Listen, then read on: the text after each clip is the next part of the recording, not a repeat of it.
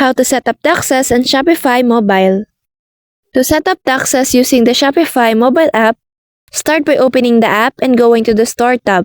Then tap Settings and choose Taxes and Duties. Under the Manage Sales Tax Collection section, tap on your country or region. Next, tap Collect Sales Tax to begin setting it up. You'll be asked to enter your tax number. If you applied for one but haven't received it yet, you can leave the field blank for now and update it later. Once you've entered the necessary information, tap Collect Tax to activate tax collection for that region. If you need to set up tax collection for other regions, just tap Collect Sales Tax again and repeat the steps. This helps ensure that you're collecting the correct sales taxes based on your location and staying compliant, all from your mobile device. So that's all for this video. I hope this helps. Thank you.